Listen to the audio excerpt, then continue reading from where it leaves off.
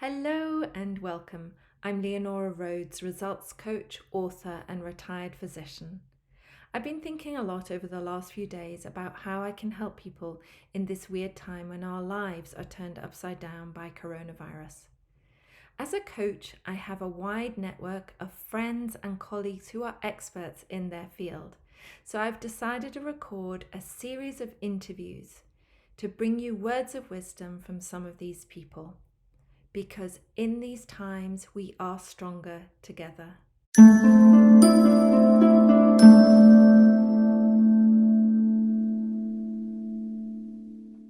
So today I'm delighted to bring you an interview with my friend and colleague, Gregg Korrol. Thank you for joining me today, Gregg.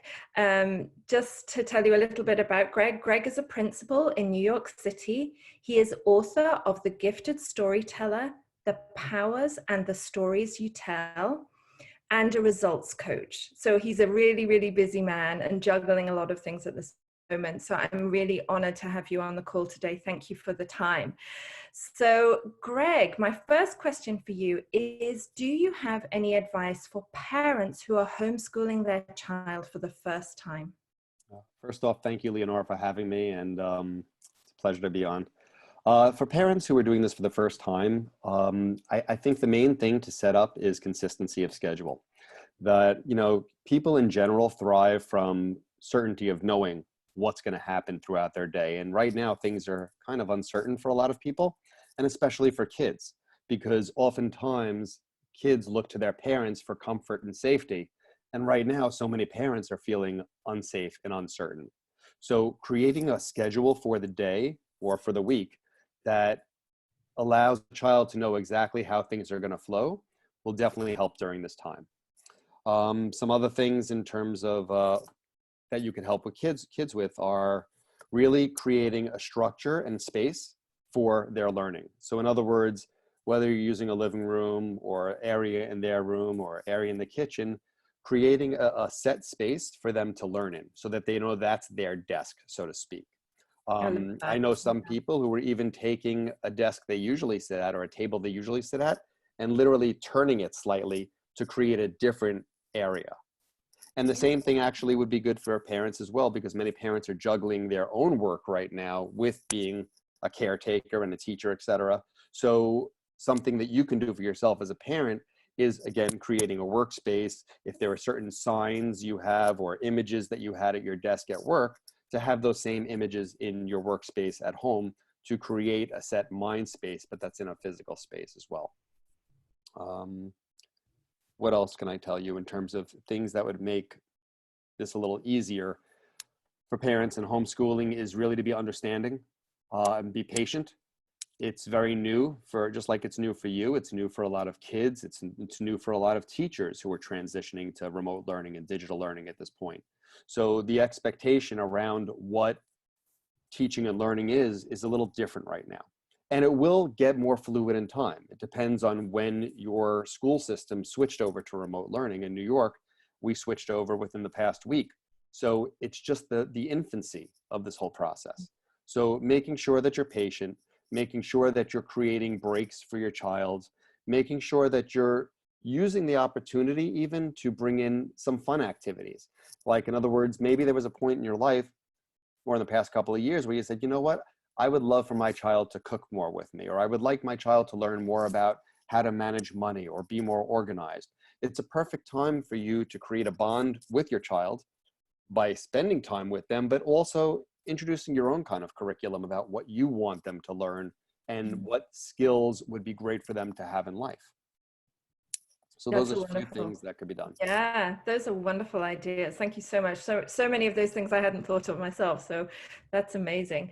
So we both have the same mentor, which is Tony Robbins. And Tony says, when your life conditions do not match your expectations, you will be unhappy. And I think that's a big problem with what's going on at the minute. Like whoever imagined this would happen. And so for many people, their life conditions are not matching their expectations. What would you say to parents about managing their expectations of their children and maybe of themselves at this time? So in terms of managing expectations, and really it's, and we're talking that break between the way you want things to be and the way things really are. The bigger that break is, the more anger, sadness, etc. you're going to feel. But taking a moment to look at what is the opportunity here. So right now we're all pretty much home. We're spending time with our families. We're trying to juggle things, but we're also getting more time in our life. So in other words, time that you would have had scrambling in the morning to commute, drop your kid off to school, then get yourself to work. Same thing on the back end at the end of the day is now time that's gifted to you. So in terms of managing expectations, look at the opportunity. Look at what's available. If most people commute 30 to 45 minutes a day, not to mention getting their kids to school, you're gaining an hour and a half to 2 hours a day that you can use for just some quiet breakfast time. When's the last time that you really during the week got to sit down and make yourself a nice breakfast and enjoy having a slow cup of coffee without scrambling to rush out? Maybe there's a book that you've wanted to read, or there's an instrument you wanted to take up, something that you've said, you know what, and I'm sure you've said it, I'm going to remind you, you've said it at some point, if I had more time, I would. What are some things that you would have loved to have done had you had more time? So again, using a half an hour every day to learn a new instrument, learn a new language, play a card game with your child, doing something that would just make this experience more fun and simultaneously create more of a connection between you and your child. I mean, if you play this right and you see the opportunity and find the opportunity, you can really come out of this period being miles ahead of where you would have been had we just been doing things the way they always were. Yeah. It's also a wonderful time to realize how much greatness you have and how much has been available to you. The freedom to have gone out to a restaurant or to have gone to a movie or to just take a walk. These are things that are very limited right now and non-existent in terms of entertainment, in terms of restaurants. Just appreciating how great life is. Because honestly, so many times people say, oh, well, I've had a terrible day. And you take the comparison between the terrible day you might have had 6 months ago versus today, and it's a very different terrible. Yeah. So appreciate what was available, because when it comes back, and it will come back, it's going to give us all the opportunity to change the way we're looking at our life, to change the way we're looking at the world, and really find more opportunity and gifts in it. Yeah, wonderful. And I think, you mentioned something that's very important at the moment. It is about connection. And I think, for kids who used to be being in a busy, bustling environment of a school to suddenly have to be at home, maybe just with one parent or with siblings who they may not get on with, it's a really important time to up your game with meeting their need for connection. And I think it's super important for kids, because we really don't want them to their social skills to go backwards at this time. And I think it's a great time to use technology for that. To if your child's really missing a friend, then organize them to FaceTime with their friend if they don't know how to do that. And it's going to be super important, because as you say, one day they're going to be back in school together, and this could be a great time to strengthen friendships. So Yeah, thank you definitely. for that. It's amazing And advice. also for just kids to share what they're going through with one another. Just like Yeah. you're not around per se when they're in school and they're hanging out with their friends during lunch or whatever else during the day and chatting, they should have that time in private to chat with their friends, to share what they're going through, to share what they're doing at home, because it's as you're mentioning, Leonora, it's part of that connection of development of friendship and key social skills. It shouldn't be any different because you're home right now. So Yeah. giving them that space and freedom to figure out what this whole experience means to them. They're going to Yeah. look to you, meaning as a parent, to model the expectation and to assist them. So you can do that part, but they're also going to look to their friends to kind of give them humor, laughter, Yeah. the usual camaraderie of whatever they have in school. And we want Yeah. to keep that going. Absolutely, absolutely. And it's funny, when you were talking, I just was reminded I had a coaching call with a client the other day who is homeschooling two like tweens, 12 and 14. And she was pulling her hair out because the kids were watching hours of television every day. Hmm. and and yet they were getting their work done. And I pointed out to her that actually in school, the kids are not learning all the time. While they might be in school like 6-7 hours a day, Hmm. um, probably, I don't know, less than half of that time is actually learning. So if Hmm. the kids are, doing a good job of learning, then they are going to have a lot more free time during the day. Um, what's your take on that, on how much time they actually should be spending on work in a day? Well, I think it's good for a parent to reflect on their own work life too, because the reality is, whatever your job is, you're not sitting there like a machine, Yeah. constantly going. You take breaks, you stand up, you go for walks, you get a cup of coffee, whatever the case is, you step outside.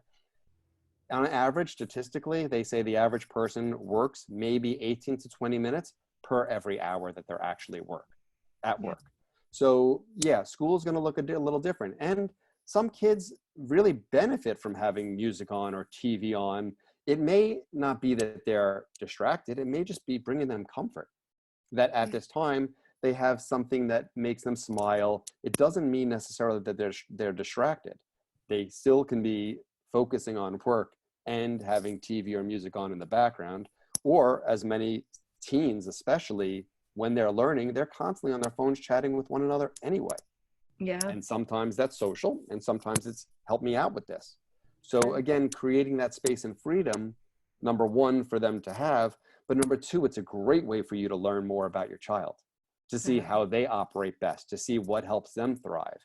Again, if you play this time right, you can really learn so much just by observing the way your child has their work habits.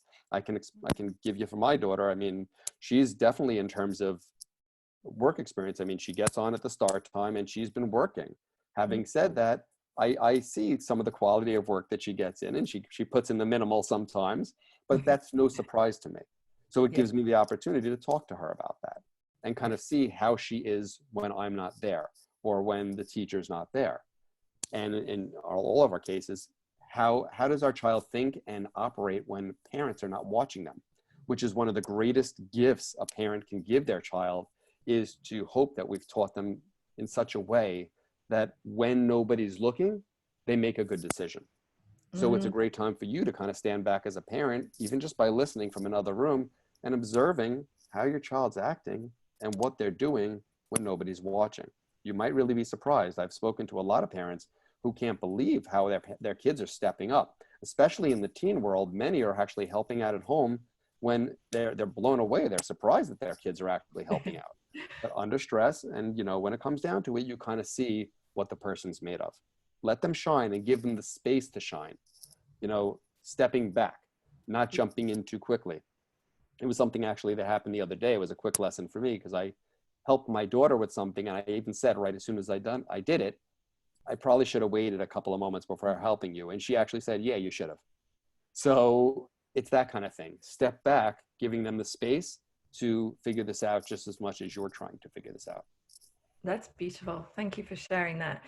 Um, any advice on managing a team? Because I know that you're managing a big team at the moment who've all of a sudden gone virtual. So any advice for people managing teams that have suddenly moved online? Be understanding, because the reality is, while we're at work, we expect people to put their home life aside and all their other problems and focus on work, because you're in a separate location. You're not in contact with the same people. You're not at home. Now everything is merged together. So remembering that your team, first of all, each person's going through their own uncertainty about this, whether that's showing up as fear, anxiety. Some people are having the opposite reaction, whereas I'm finding a lot of people I know who generally worry about a lot of little things are not worried at all during this time, which is really interesting.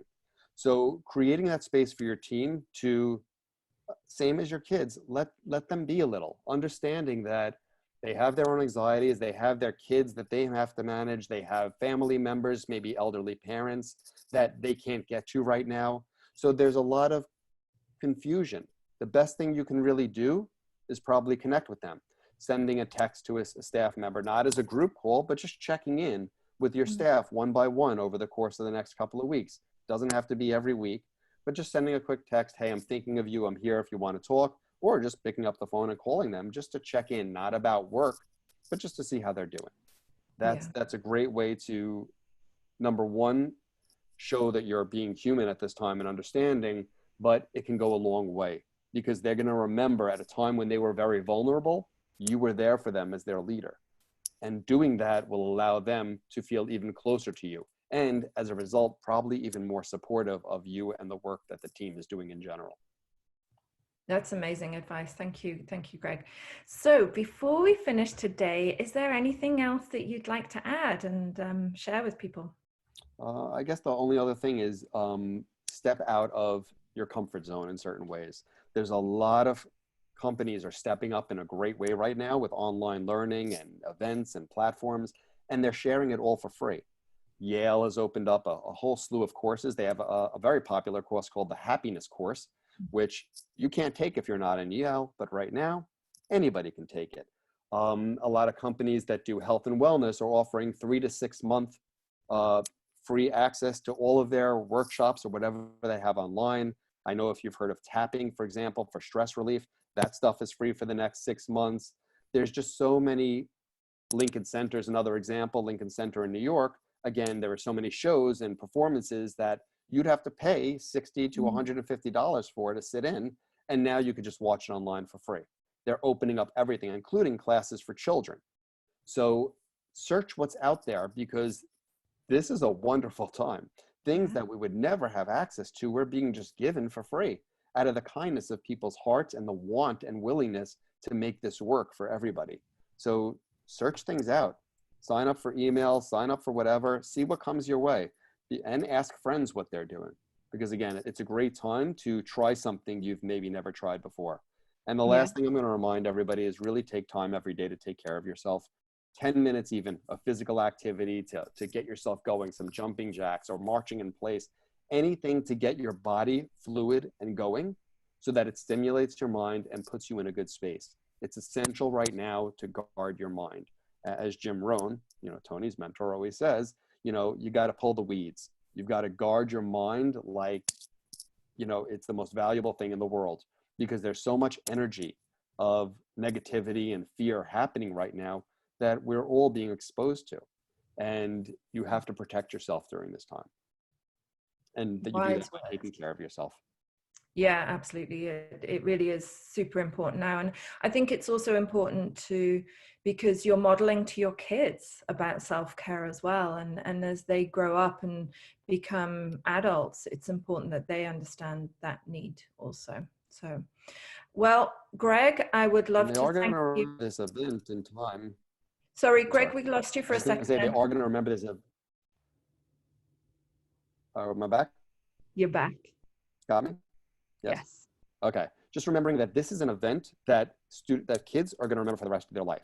Just like we as adults think of 9/11 and our parents may think of Vietnam. There are certain markers in history. This will be one of them. Your children will remember this. So how you navigate this time and how you show up at this time is vital to create a good memory for them. Absolutely. Absolutely. So I'd like to thank you one last time, Gregg Korrol. Thank you for joining me on the call today. Have a wonderful rest of your day. And remember, everyone, we are stronger together. Bye for now.